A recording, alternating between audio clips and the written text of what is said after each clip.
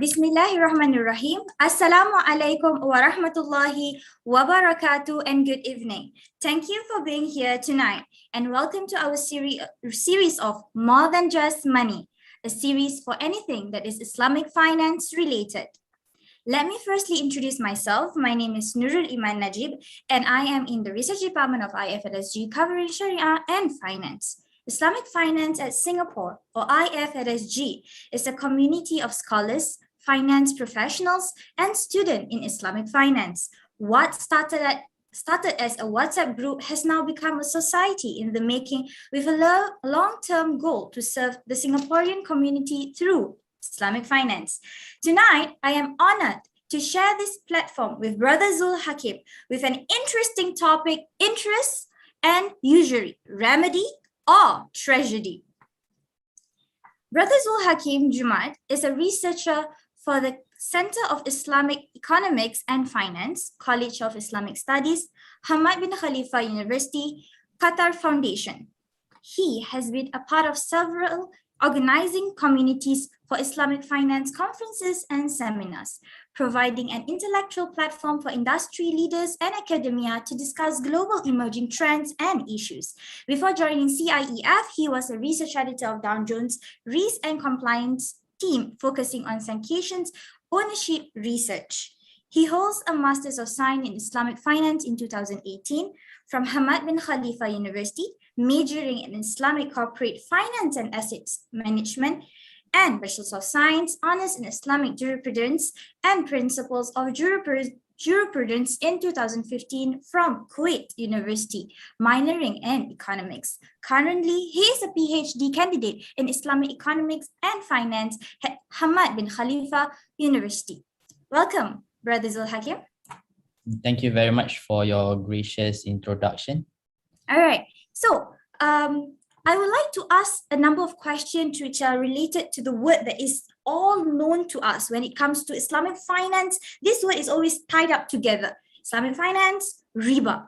So firstly, could you explain the term interest in Arabic? Why is it called riba and what are its branches?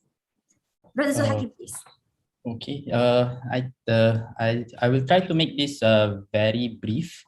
But if you know from the Sharia perspective, if let's say a person were to learn Sharia, they will first dive right into the definition in a very lengthy manner before they were to start actually discussing about the rukun and stuff like that. So linguistically, riba in Arabic means to increase and also to grow. Okay, and the root word or out of it is ra ba waw. So that's why if let's say you were to open your Quran, the spelling is not ra ba alif, but it's ra ba waw. So there's a slight differences between the linguists from the Hijaz and the linguists from the Kufi and stuff like that. But from there on, the meaning of riba means to grow and to to increase. You can also find it in the Quran where the ayah in Al-Baqarah saying that yamhaqullahu riba wa yurbis sadaqat. So Allah will destroy riba and will grow whatever is from your charity. So in essence, that's the meaning of riba. But later on, and you were asking that why Islam chose the word riba, right? As to mean interest, something that is prohibited. So this is the way Allah is communicating to us. So riba back then is not just used as what we know today as to grow linguistically, but they also have a terminology that they were used in the society back then. So if you were to look back in Sirah Ibn Hisham, right? Sirah Ibn Hisham, riba back then during the time of the Quraysh, or what is known to them. Zul Hakim, your picture is not moving. The video is not. Is it okay now? Not yet. Okay, let's just wait a moment. All right, sure. Do you need to change internet? Just let me change my internet. All right, now is it okay it's better. Now? Yes. Okay, just okay.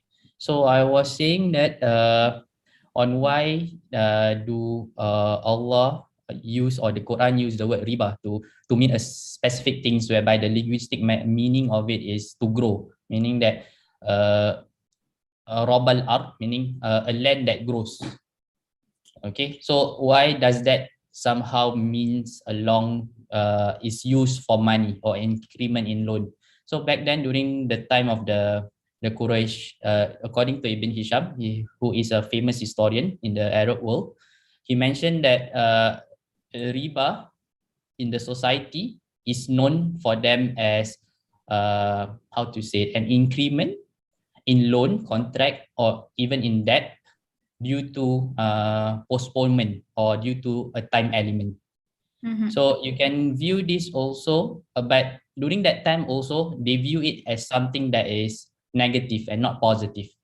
So where we can find this also in the Sirah Ibn Hisham, it mentioned that if I'm not mistaken, during the story of whereby they built back the Kaaba once it was destroyed before. So the people of Quraysh was saying that please, if you are financing this Kaaba back to build, right, don't use the money of riba. So it was known to them that riba, to build something that is very have a good status, right? You can't use riba because they view it as a dirty money during that time. Okay, so then it continues to revolve in the Quran, saying that yamhaqullahu riba wa yurbi sadaqat. So in the Quran, when they are addressing the people of that time, the people of that time understood that riba to them is an increment in loan that is prohibited. But later on, it was expounded by hadith, saying that there's not only one type of riba that you should be aware of, but there is other types and other forms of riba. I think is there any clarification else I need to give? Yes, it's very clear, Brother Zul Hakim, but maybe does it literally means when we translate the word riba, it means interest and usury? Is that how can we see it when it comes to translation? So how we actually also define interest and usury is the same way as how it's been mentioned just now. I mean, it's a bit tough to say that because we are dealing with two different language. Because for Arabic, riba doesn't mean interest. Meaning interest in English, we can view it as something that brings us benefit, right? So I'm studying Islamic finance because it is my interest. So it is something of my interest. So it has different meaning on what the linguistic use of the Arabic of riba. So in another word, we can say that when we hear the word interest, so when someone is talking to us when we are dealing with banks or doing investment or etc., and then people say it also include interest. Are we supposed to be like take a back, or is there any way, any rubric that we can determine riba in our daily life? Because as you mentioned, interest is not, you cannot like connect it immediately to the riba, right? So for us, we might not understand Arabic, and then in our documentation today, we don't use the word riba. So how? Is there any rubric that we can determine? Any rubrics? In our daily life? Okay, I mean, depending on which society are you from. So let's say we are from Singapore. So Singapore context maybe. If let's say the word interest being used, right? Yes. Being used in the context of the banking industry, then it is quote unquote something that is prohibited. Okay, so or in business dealings we can say it as well. So quote unquote is something prohibited for our daily use. But what is important for us also is not the word but the substance itself. So what make riba, quote unquote riba, is permissible, or an increment, let's say an increment in your investment or increment in your money is permissible or not, is based on the substance. So we need to delve into the substance or the contract matter to actually identify whether this type of riba is what the Quran and our Prophet teachings say that we should avoid.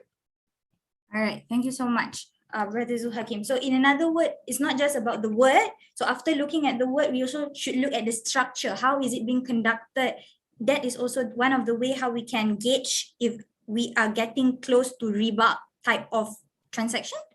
Yes. So let's say if let's say that transaction is that is impermissible, but let's say there will come a time whereby the society decide another name for it, right?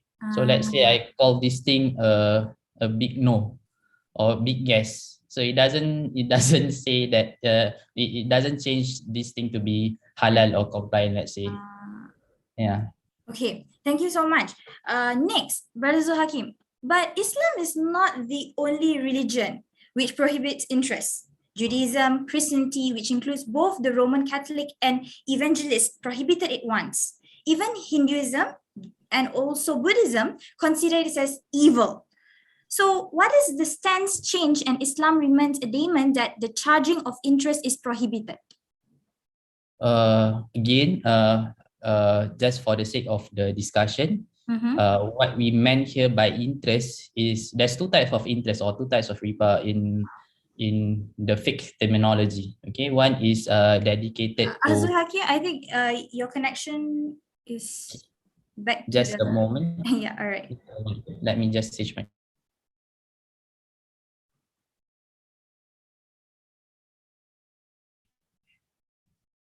Hello, is it okay now? I can hear your voice, but you're not moving. Your picture is not moving. It's stuck. Oh, my video is not moving. Yeah. Can I continue or should we wait for a moment? I think it will move in time. Okay, just a moment again. Let me change one more time. But your voice is really clear. Is it better now? The picture is still not moving. The picture is still not moving, but the voice is clear. Everything is clear. I'm so sorry. Maybe there's some problem here in Qatar, so okay. I apologize. So no worries. I think we can just continue because your voice is super clear. Okay, so you were saying about so I was saying that riba, or just for the sake of the discussion, we need to have some understanding that in the fiqh terminology, riba, there's two types of riba. Okay, one type is whereby it is only just a moment. Yes, can you hear me now? Yes. Now you're there.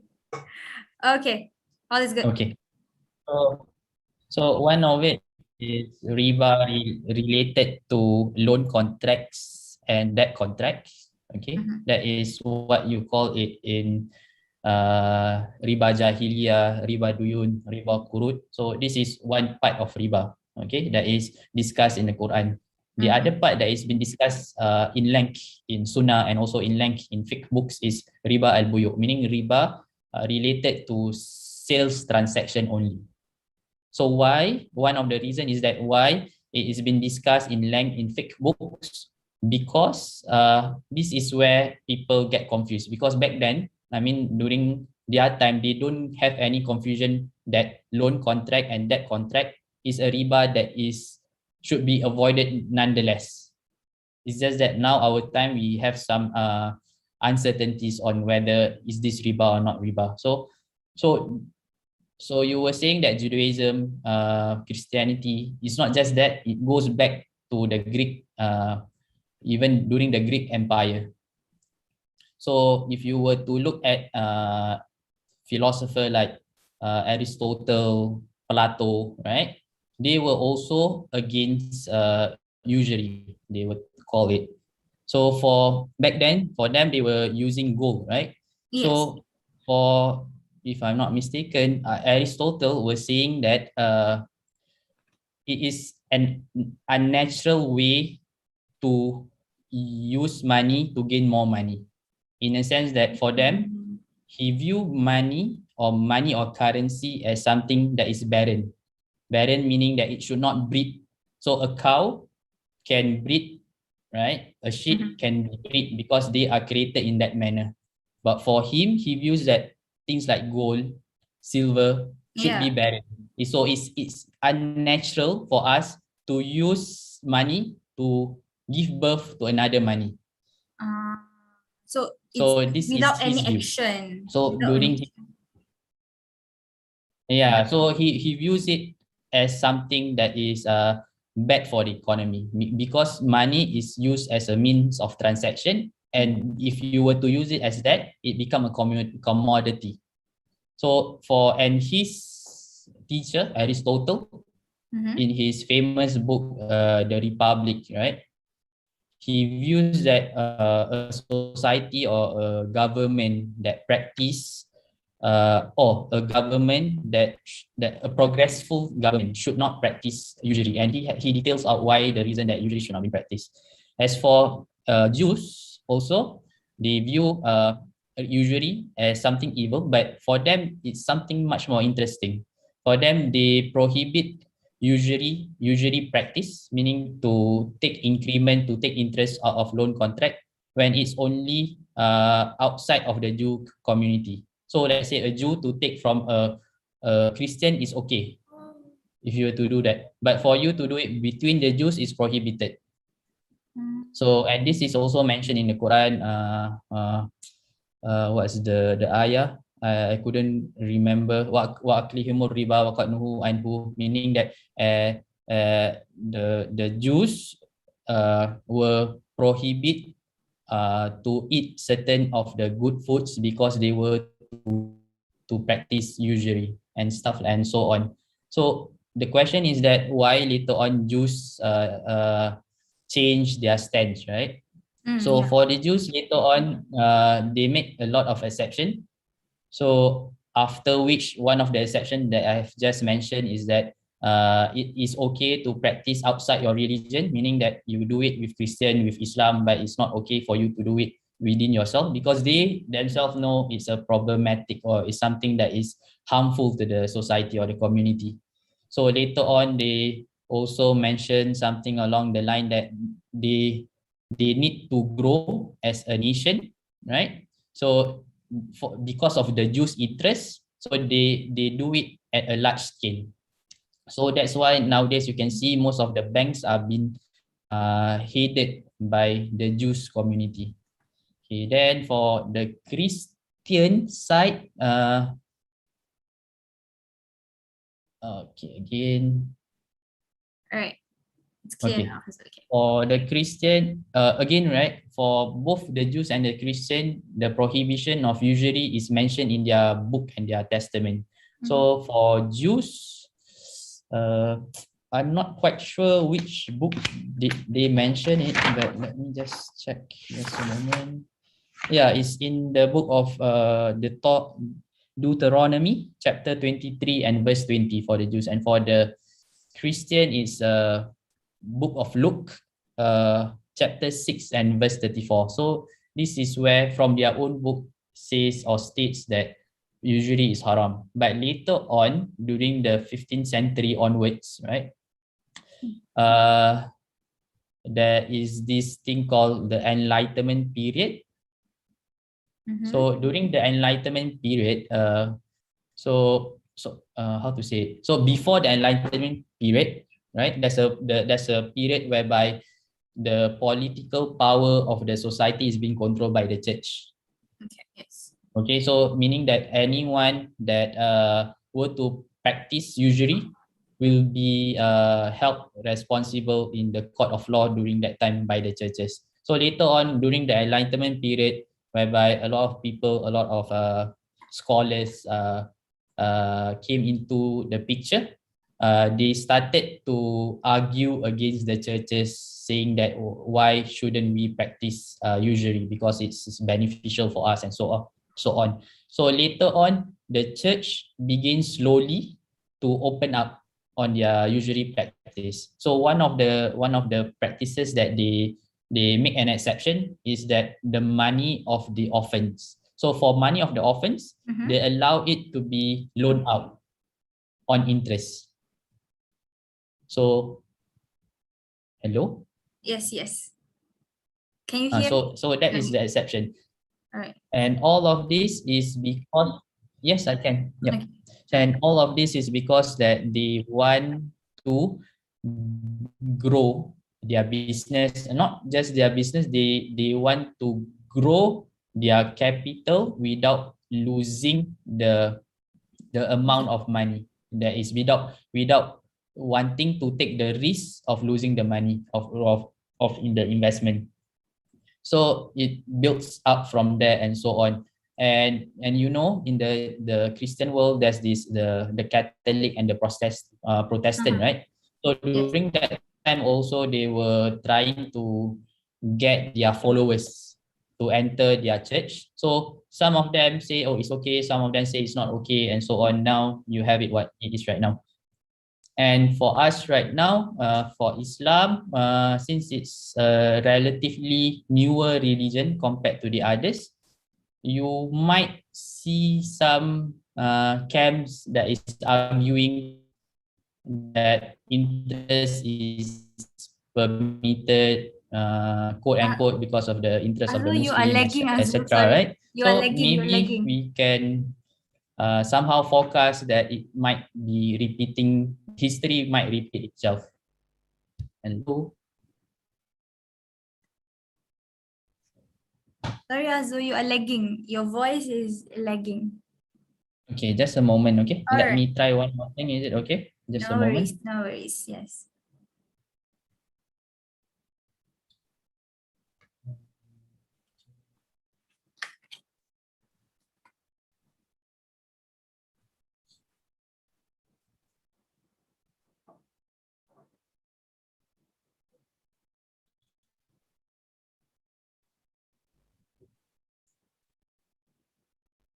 Is it okay now? Now, yes, better. Okay. So, Azul, maybe you can Hello? repeat the part for Islam, the one that you were mentioning just now. For us, Islam. Okay, can you hear me now? Now better. Okay, but yeah, okay, sorry again. Sorry for the connection again. Okay, for Islam, we can, like I mentioned, Christianity, Judaism, how it develops from saying it's prohibited, then suddenly now everything is wide open because of the scholars arguing that it is permissible, quote unquote, because of the interest of the society, etc., to grow. Basically, And it's for already been accepted by yeah, them it's in a sense that and being there's practiced. yeah, it's been practiced at large because of if I can say it, because back then church been funded by a certain type of individuals. So if that group of people want to practice usury, right? So they will support a kind of church that will say usury is permissible. So if they become the majority back then they control the thoughts of the Christianity back then. Yeah. So, but for us right now, for Islam, it is relatively a newer religion compared to them. But we can see a little bit of anecdotes here and there saying that interest is halal and haram, or saying that interest is permitted in some aspect, right? So, Yeah. in a sense, if let's say we were to look back through history, we can sense something that maybe history is just repeating itself. Maybe later on there might come voices Yeah. that Islam riba is halal and so on. Okay, maybe Azul, my next question will be, I mean, the sentence might be wrong, but because I'm going to pair up the two word riba and permissible side by side. So as we know that some interest in Islam is permissible, such as loan for a father to a son. Is that true? The first one? Okay, and is my sentence even correct to actually put them side by side? And then if that is yes, I mean it's correct, that specific sentence is correct. Hence, are there any other form of riba that is permissible? Again, based on our discussion, riba, with the meaning of any increment to a debt or loan contract due to time element, it is viewed as prohibited. Is so meaning that it's not just currency. So let's say I were to take a loan from you, your phone, your iPhone, let's say, right, for 1 year. I need to return the same iPhone, not the same iPhone. I need to buy the same iPhone. So let's say if I were to give you an iPhone plus $10, that thing is a riba transaction. So What it about doesn't. father and son relationship? If So the father father, and son relationship is something that is based on a hadith saying that anta wa maluka li abik, meaning that you and yourself belongs to your father, right? But Imam Shafi'i refuted this understanding, and he says that it should be understood or interpreted as you and yourself. I mean your wealth and you is for your father to utilize, not meaning that my ownership and my wealth ownership and is not unique to myself only. So what I'm trying to say is that your ownership of any money or any of your wealth is solely your ownership, and it doesn't belong to your father. Your father only has the right to utilize it, but quote unquote that wealth or that money is yours. The reason being that is that if let's say we were to say that my money, let's say this $10 belongs to my father, right? Let's say I have in my bank is $1,000. Let's say I have 1,000. Let's say $100,000 I have in my bank. Okay, and I said that money belongs to my father. Okay, with that understanding. If I die, right? If I die in during the inheritance, right? If that logical argument stand, meaning that my father should take all that $100,000 because he is the sole owner of my ownership. money, of the Yes. sole ownership. So, but the inheritance argument give us an understanding that no, everyone has a part of ownership of your money. So, meaning that to a sense that later on, if let's say you were to go on inheritance, your father might get less than what other beneficiaries will get. So that understanding is flawed, or is not the right understanding. All right. Thank you so much, Shahzul, for the clarification.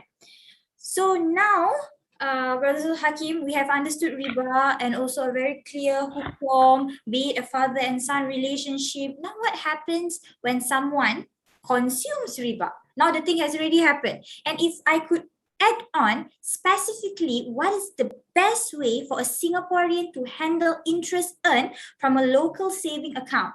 Should we just dispose all of them or donate to charity? Okay. First and foremost, you were asking what happens if someone consume Consume riba, riba, right? yeah. So in general, what So, happened when someone consume riba? Yeah. so what happened to me? I mean, physically, nothing will happen physically to me if I were to consume riba, but what will happen to me in the spiritual sense, right? In a spiritual sense, there's a few things that is mentioned in the Quran, right? One of it is, there's three things actually that is mentioned in Quran. One of it is that if I were to quote it correctly, alladzina yakulu nariba la yakumuna kama yakumu alladhi yatakhabbathu syaitanu minal mas. So meaning that later when they are resurrected from their qabr, right? So these people that is actually consuming riba, the way they will be resurrected is like a person that is been punched, or let's say been touched by the shaitan into insanity. So it's hard to understand, right? What does that mean? So in a way that you But we can find the image. We can imagine the image is going to be something like very it's going to be very they meaning that when they come out of from the cover, there won't be light on them. So they will look like someone crazy, right? But another way of understanding the hadith or the Quran also can say that these people that is insane because the shaitan or the have touched them. It can also say that people that practice riba, right? They will in turn be insane in a sense that they can't accept the logical argument that why riba is harmful to the society. So this is another way of to look at it. So, and secondly, what other things that is what will the spiritual thing that will happen for somebody to consume riba. The second one is that I mentioned just now, yamhaqullahu riba wa yurbi sadaqat, meaning Allah will destroy riba, and wa yurbi sadaqat, meaning that Allah will not bless the incomes of riba, right? And bless here can means in this world and the hereafter, right? Meaning bless in this world, we can say it that the money that they gain through riba will not be sufficient for them, meaning that they won't feel enough, right? They might also feel that this money is exposed to destruction, meaning that it can be stolen, meaning that the money that is being earned by riba will be used for something that is wasteful, that is not for their needs. So this is Allah's promise. And for the hereafter, meaning that people that actually practice riba, their sadaqah wouldn't be accepted in the hereafter. Their hajj wouldn't be accepted in the hereafter, and so on. So this is what we can understand as void of blessings. And lastly, the most notable one is that Allah will wage war for somebody that practice riba. So what do you mean by waging wars is that Allah will view this person as his enemy, right? And the enemy of Allah is always, we call it mal'un, meaning in Malay, dilaknati. Yeah. So what other type of what other much more scary than that verse to say that you become the enemy of Allah? And there's also a hadith saying that to consume a riba is like committing 63 zina. So which is and so on. And you were saying that lastly, can you repeat your question on? Okay, so that was the effect. Like you mentioned just in a spiritual sense, right? So now is what's the best way for specifically the Singaporeans to handle interest, okay, earned from a local saving account? Should we just dispose all of them or donate to charity? And one more, I just like came into my mind, like if it's always if we are supposed to dispose them, right, Azul, what if the amount is actually the essential amount for life? For example, that person has been consuming it, and then it's already a saving, part of saving. Maybe it's time for retirement. To donate or to let go is going to be, or to do the, I mean, it's a question. It's a question of piety is a bit hard, but what so I can say what is the way we're gonna do, and what if that money is something a very essential value? Okay, just to add on my previous answer, so the thing that I mentioned is the effect that it brings to yourself, right? Then you can also later on your free time to search on the effects on the society as a large and the economy as a large. So that thing has also a bad or harmful effect to the society and the economy as a whole. So going back to your question on how we can dispose the ribawi earnings, right? If I can use that term, one of it is to give it to charity. Okay, and giving this to charity, you won't get the pahala for the charity itself. So, but this is like a prerequisite for you to do your tawbah. So let's say if you want to do your tawbah, let's say at the end of your life, you want to do your tawbah, right? Your tawbah wouldn't be accepted if you don't dispose this interest amount. Okay. So it's a prerequisite for you for your tawbah to be accepted, meaning that you need to dispose your amount. But you were asking that if let's say this amount were large to a point that it might affect their well-being, right? Then that thing is case to case basis. There's no one answer that can cover it all. So what degree of hardship are they going to face if they are disposing the riba amount and so on? Okay, maybe just one more curious question, Azul. When you say donating it, right? That's the way we want to dispose it and cleanse it, like going to charity. And it's not a form of pahala. But a skeptical idea, like charity, usually the first thing will come to mind like wakaf masjid, doing something like donate to masjid, donate to madrasah, and these are pure places and etc. Is there any specific place that we need to do charity? Because the concept, the skeptical idea is the money is already forbidden. The money is already a dirty money like that, and then we want to do charity or donate to places that are pure. Is that idea correct, or is just that charity is charity? To make it simple, I mean, if you want to go an extra step, so in Islam we are always taught to practice that is safest for our religion, right?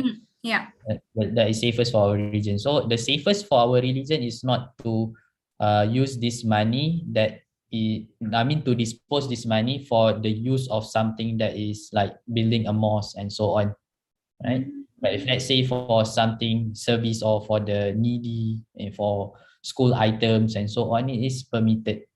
There's no arguments in that. It's just that there might be some different views on whether you can use that money or that quote unquote dirty money for something like going to Hajj or building a mosque and so on. So basically, also in another way, we can say that the money, the quote unquote the dirty money is just applicable to that person. It's not to who it's being to whom it's going to be benefited, right? Yeah. It's just that person, and that's it. So yeah, I mean, in a sense, you can view it as well. Let's say, I'm a business owner. I'm selling cookies. Let's say, right? So if let's say I were to sell these cookies to an adult worker, right? That money in itself for them is a dirty money, right? But for me, I can use it without asking them, oh, is this from so and so services and so on. Yeah. So it's just from that person's side, he or she needs to cleanse the money, and then that's it. Yeah. Okay, I understand. All right, thank you so much for the clarification, Zul. Okay, now the next question: Islamic banks are considered as free from riba by giving a hiba rate per annum, such as Maybank, CIMB, OCBCs, and for its Islamic bank accounts, right? So the question that arises among most Muslims are the misconception that Islamic banking, or Islamic banks, they actually replaces interest rate and the word interest itself with hiba, profit sharing, to Islamify it. Could you address this misconception? Is it true that the word is just to Islamify it? We can say not. It's an effort from the scholars to make it Islamic. That is for sure, right? If let's say it's an effort from our scholars to make it Islamic. So, but like what I mentioned, that we should not focus on the term only, but we should focus on the structure. So, for the conventional banking, usually they use the word interest, but the structure of that interest or that agreement is based on loan contract and on that contract, meaning that I'm giving a loan to the bank. Let's say I put in my saving account $100, right? So it's a loan on the side of the bank. So the money in the loan account or in the saving account can be used by the banks for their investment and so on. But the agreement between the Islamic bank and let's say for Islamic depositors, right? Or the depositors is different. It's not based on loan contract or based on that contract. It is mostly based on either mudarabah, musyarakah, or wadi'ah account. So mudarabah is based on investment types of engagement with the bank, or wadi'ah is safekeeping. It's a safekeeping. So that hiba money is translated to profit because the depositor in a way is sharing the risk with the bank on an investment. That's why they are earning that profit or that dividend, we can say. If let's say it is based on mudarabah musyarakah account. But if it's based on wadi'ah account, meaning as a safekeeping, so let's say I put my money in Maybank as a safekeeping, right? There's two types of wadi'ah yadul dhaman and yadul amanah. So usually that they are using is wadi'ah yadul dhaman, meaning that I put the money in a bank as a safekeep, but I mentioned to the bank you can utilize it. It's just that you need to give me back the money as it is. Okay. So because of that laxity, we are giving to the bank to use our money, right? So on the side of the bank, they are allowed to give us some kind of gifts or hiba based on their own discretion. So it's not stated in the contract saying that you need to get 5% or 2% per annum. So it might differ, maybe 5%, then maybe 4%, and so on. Thank you so much, Zul, for highlighting, also clarifying with us with the misconception that many of us or most of us have, which is the idea of changing terms to make it Islamic. But actually, it's beyond that. It's about understanding the structure and the fundamentals on how it is being done. Thank you so much, Azul. Okay, and before we proceed to the next question, thank you to all audience and for those that have just joined us in our More Than Just Money series for anything that is Islamic finance related. With us tonight, Zul Hakim with our topic, Riba or interest and usury, tragedy or is it a tragedy? Is it a remedy? Remedy or tragedy. Okay, thank you so much, Azul. Okay, next, with the emerging advancement, Azul, in the finance world, such as crypto and etc., how should one determine if the products are free of riba, and who should one turn to seek advice? That's a good question. Because I feel that our society, maybe mashallah, their wealth are growing positively. That's why they are looking to places to put their investment, whether in cryptos or in ETF and so on.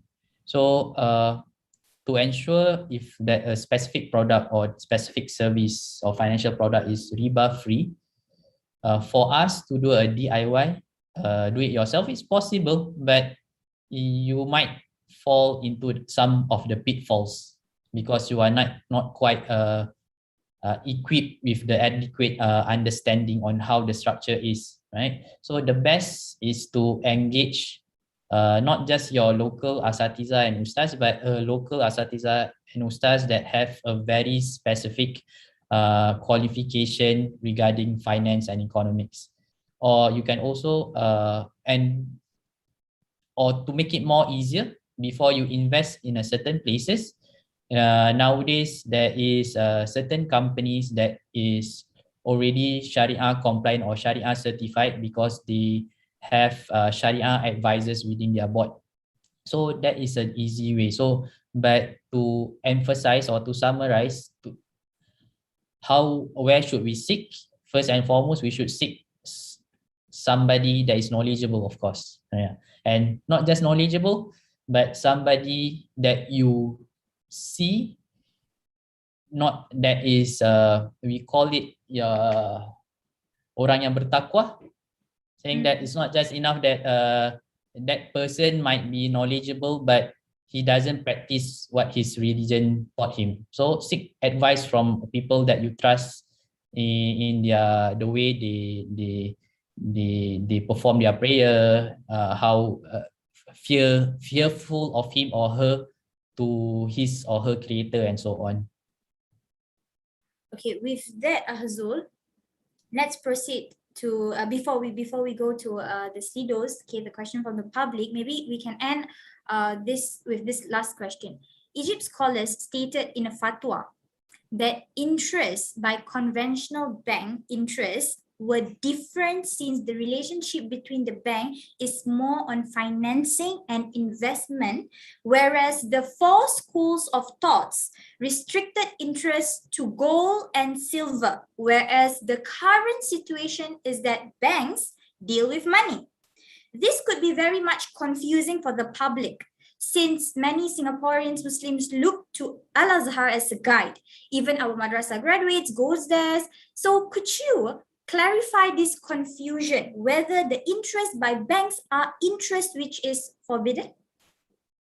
Okay, thank you again. So this thing is a century old argument. I mean, a century old fatwa. So it has been discussed profusely by many scholars and so on. But just to touch on the fatwa, if I may share my screen, is it possible? So we can go together on the points of the fatwa. Maybe the slide will be out soon. Okay. So you can see, right? Okay, not. Okay, just a moment. Okay, can you see? Yes. So this is a copy of the fatwa. Okay, so our understanding of the fatwa is that all interest that is dealing with the bank is considered as permissible, right?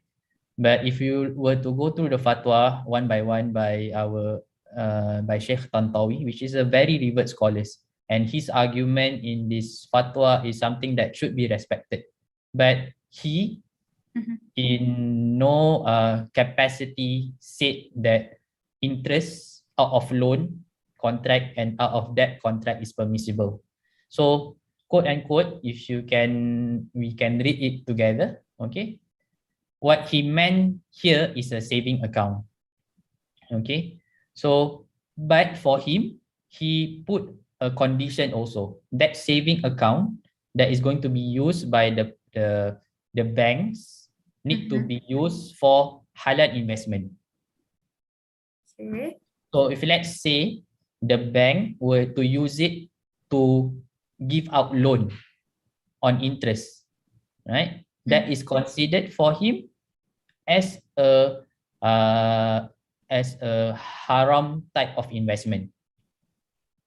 So the question here is that what Sheikh Tantawi is addressing is that, can we, if let's say the investment is halal, meaning that the bank took the money, they put it in a business, not in a debt-based business, but on the industry-based business or service-based business. Okay, so can the bank actually predefine the profit rate?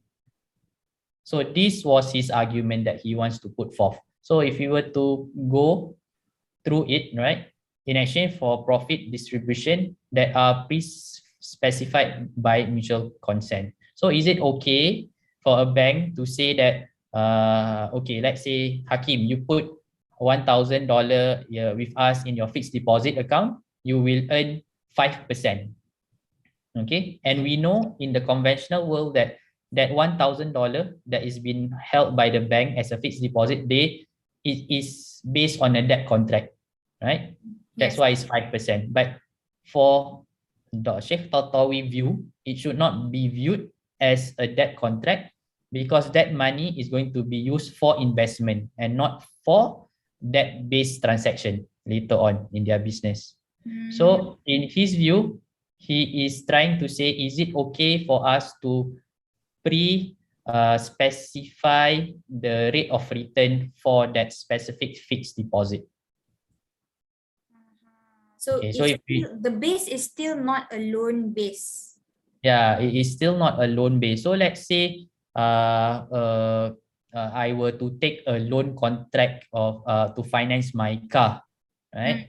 That thing, based on Sheikh Tantawi view in his book also, he view it as impermissible. So this is something that is only related to fixed deposit and saving account. Okay. Yes. And that thing is also has a prerequisite for it to be within the permissible investment. So you can go through this one by one if you will. So he is just building up his argument on why is it okay for, this is just to clarify, this is a minority view in a sense that any musyarakah or any mudarabah contract or any partnership contract, there shouldn't be a pre-specific profit rate. There shouldn't be any pre-specific profit rate. So, but percentage and also value number. Yeah. Both. So it's okay to say that if there's profit, then I will to take 40% of it, or I will to take 10% of the profit. This is okay in our Sharia. But what is majority view that is not okay, saying that I were to give my investment 100, I am expecting 100 plus, let's say, another 200 or another 50. To specify the amount is something that is prohibited in our Islamic history lah, or in our Islamic fiqh. But he argues that it is okay to specify the profit rate, meaning that to have it 5% of the principal and so on, and not 5% of the profit, but 5% of the principal. He argues that nowadays, the global and the domestic, like it mentioned here, they already measure well on how much earnings that they will get. So, and he also argues that what if, let's say, there's a loss, right? If there's a loss, how can I specify an earnings if there's a loss? It will be unfair, right? Yeah. It will be unfair for the banks to specify an earning if there's a loss in their investment. But for him, he justified that a bank, a huge company like that, even though they lose in one investment, they may gain in other investment that may cover the losses and can specify a certain profit rate at the end of the day. So in rare cases, this kind of losses can be brought up to the court of law and to be determined there. So his view is only specific to whether an investment can have a predetermined profit rate. And also, as mentioned is specifically for saving account. Saving and fixed deposit. Fixed deposit, yes. Saving and fixed deposit. So, but there's a prerequisite that the money that the bank use should be for halal investment. So, what is haram, deemed as haram, is not permitted for them to engage in. So, there's no saying or there's no understanding in the fatwa that we can somehow imply that all bank interest is permissible. So we need to understand or try to at least go through the fatwa carefully before we preach it to our people. Thank you so much, Azul. It's clear now what the fatwa actually explained. Hence, the conclusion here, this fatwa has nothing to actually say that all bank interest is permissible. Thank you so much, Azul. All right. So next, let us go to the public questions from Slido. So the first question: Islamic bank provide hiba based on the internal bank offer rate. Okay, on the internal bank offer rate as benchmarking. Why not establish hiba rates independently instead of benchmarking it? That's a good question. This is something that is how to say it? This argument, if I were to put it right, Islamic bank started in the 1970s. Okay. During that 1970s, the world economy is functioning under a conventional type of bank. Okay. Yes. So if you were to go through the rate, the benchmark rate, meaning is either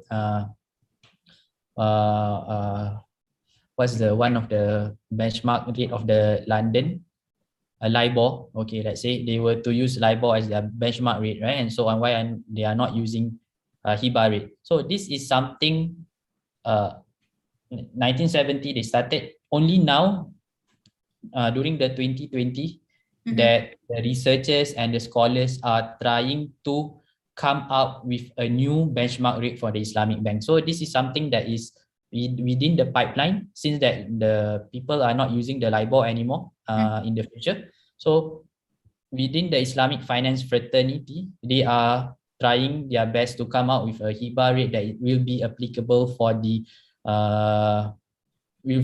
world economy later on. But this is something within in the pipeline. All right. Thank you so much. Next, what are the implications for Islamic finance in Asia with the excessive quantitative easing being done by the FEDS? Maybe we can pass this question because this is more towards the economic sides of the Right. topic that needs much more elaboration and time to discuss the Okay. effects. At the end of the day, it's not a concrete answer, it's more of a forecast on what will happen. Okay, maybe this question also. Can I donate the money I generated through my bank deposits and then do credit cards and cashback and other rewards, example, miles point or NTUC fair price, which we can accumulate points count as haram? Why and why not? For cashback in general, if there isn't any how to say if there isn't any subscription rate, we can say. If let's say I would how do we like know if subscription means before we enter? If let's say I have a credit card for let's say a specific bank. So because I hold this credit card, if I were to purchase an item, I get a 2% cashback, right? In a way, that is a discount for me at a later date. So let's say I pay $10, I'll get 20 cents back if it's a 2% cashback rate, something along that line. So, but if let's say that credit card says to you that for you to be entitled to this cashback mechanism, right, you need to pay an additional of $10 per month, and so on, right? That thing is impermissible in our Sharia view. Oh, so if there's a monthly subscription that we for you to be entitled, if you for you to be entitled to, then so if it's just purely the card and then discount 2%, 3% for each and every purchase, that's okay. Yeah, so it's the same view as like credit card. I mean, because some people have different view. Credit card is like something like debt card, you know, if we don't pay and then we will accumulate. So it's okay. One of the way of, because currently in Singapore there isn't any how to say it, an Islamic version of credit card. Yeah. So the best practice for credit card for a Singaporean to have, one of it is that why do we need a credit card? For certain one of it, not best. I mean, why? Because we can earn rewards and we can earn cashback, right? Yeah. And at the same time, it gives us what you call it, liquidity, right? To do some purchases. Yeah. But if we were to use the credit card and at the end of every month we pay in full, right? That will be just like any other loan contract without any interest. The prohibition comes later if you don't pay your credit card, meaning that there will be an interest charge on you. So as a Muslim in Singapore, the best way, if let's say if you want to have a credit card because you want to enjoy the benefits, is for you to ensure yourself to have this mentality of paying your credit card bill every month on time. Yep. So to create discipline, and then other than that, it means it's permissible. Yes. Okay, thank you so much, Azul. Okay, maybe we can go to the last question for the day. Does the term profit sharing in the financial scene in Singapore falls under bonds? My Muslim financial planner mentioned that bonds in endowment plan refers to that. Bonds. So again, bonds is based on debt-based contract.